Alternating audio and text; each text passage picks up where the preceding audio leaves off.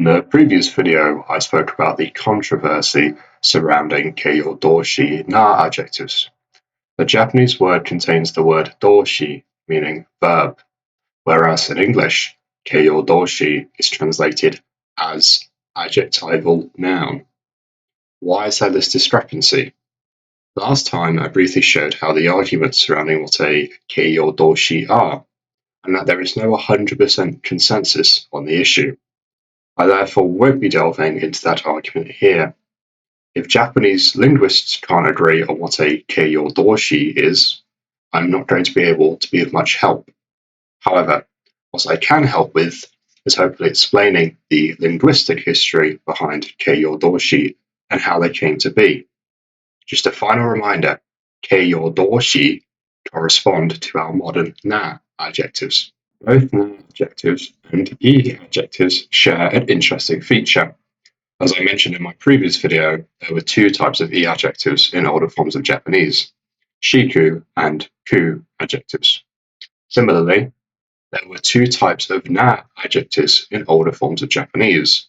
There were nari adjectives and tari adjectives. So let's start with tari adjectives. My primary source for information will be from Haruo Shirane's Classical Japanese, a Grammar. Shirane has taught at Columbia University since 1987 and is an expert on Japanese literature, so I'm going to take what he says with a great deal of authority, though I have checked in other areas to corroborate what he is stating. As a final quick note, I'm aware that Japanese family names typically come first, but all of his books, and even his own website, put Haruo at the beginning, which is why I've done so here. Nari has the same origin point with the copular verb nari. If you're not sure what I'm referring to, please see my video series on the history of da, dearu, and desu, which covers this. So the copular verb tari and the adjective form tari, which I'm talking about today, comes from the particle to being placed alongside ari, the verb meaning to exist. I'm going to jump straight into the etymological history of nari adjectives, as when talking about nari and tari adjectives, you need to talk about them at the same time. Their history is better understood when seeing how they existed alongside one another, rather than viewing them as very separate things. Nari comes from the particle ni and the verb ari being placed next to one another. Thus, tari and nari are very similar. All that is distinguishing them is the particle that comes in front. Tari comes from to and ari, and nari comes from ni and ari. We will go through some sentences in a bit to see how more clearly these adjectives work. We now know where tari and nari came from. How did they interact with one another? According to Shirane, nari adjectives first appeared in the Nara period, which began in the 8th century. They then became incredibly popular by the Heian period, which is from the late 8th century until the 12th century. In comparison, tari adjectives only started appearing later on in the Heian period. Typically, nari adjectives came from native Japanese words. By native Japanese words, I mean words that existed before or were not influenced by Japan's massive adoption of Chinese vocabulary. In comparison, tari adjectives were used in kan, bun, kun doku. I want to delve into the kanji here quickly because it's very interesting. So, kanbun means Chinese literature. The first character is read as kan in Japan, but it is the same character as han, as in Han Chinese. Then, kundoku contains the same kun as in kun yomi.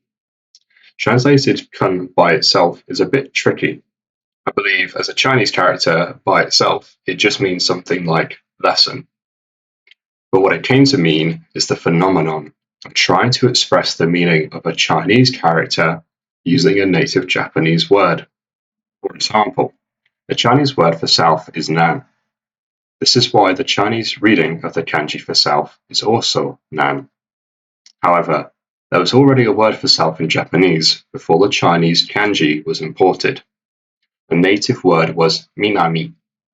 Therefore, the kun in Japanese was minami. The Chinese character has the concept of meaning south, and then the Japanese attempted to express that meaning via their own word, minami. Yomi just means read. So altogether, kunyomi is something like the Japanese reading of a Chinese character using a native Japanese word that is as close to the Chinese character's meaning. Nari adjectives be used a lot in Kanbun Kundoku. I have translated a dictionary entry on the meaning, as it explains what Kanbun Kundoku is far better than I could explain. Kanbun Kundoku is where, whilst preserving the word order of Chinese, guiding marks, kunten, are added to the text to make the text readable as though it was written in Japanese.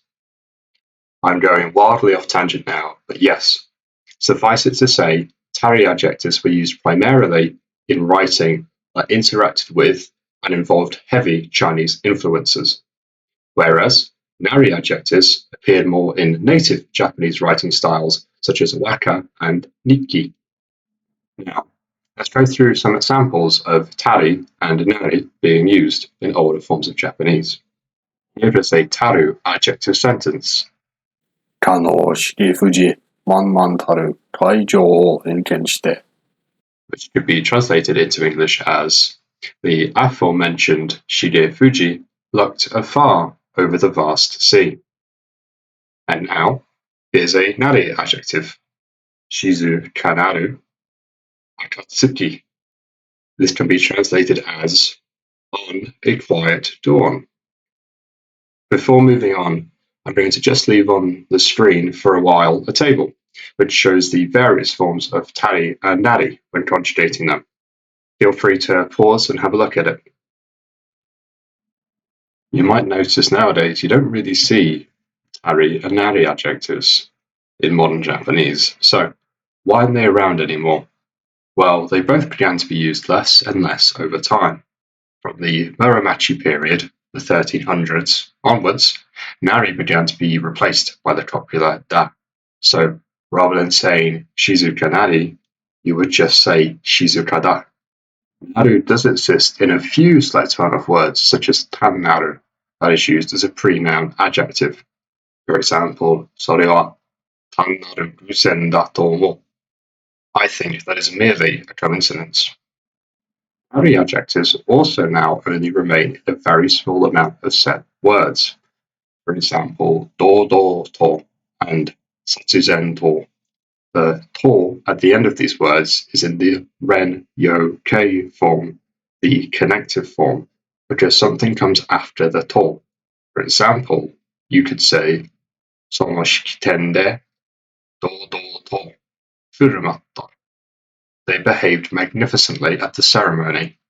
But other than a very small set of words, I believe both Tari and Nari adjectives have gone the way of the dodo and are now extinct. So, to wrap up, unless I've forgotten anything, I think we've now covered all the forms of adjectives that were in classical Japanese. Adjectives, keiyoshi adjectives, we now know there were two of them in the past, shiku and ku, and they've now just culminated into just being adjectives. And then we now know that our modern adjectives, keiyodoshi, previously were made up of tari and nari adjectives, but again, those have sort of all just amalgamated. So hopefully now when you see adjectives, where some words are spelt with shi, like tanoshii, and some are just spelt with an e, like kawaii, you now know why. Similarly, with na adjectives, when you see phrases like tannaru, which seems quite strange as a na adjective, you now know why. Tannaru came from a nari adjective. And similarly, when you see very rare phrases like do, do, to, or any sort of word that ends in taru and works as an adjective, you know it came from a tari adjective.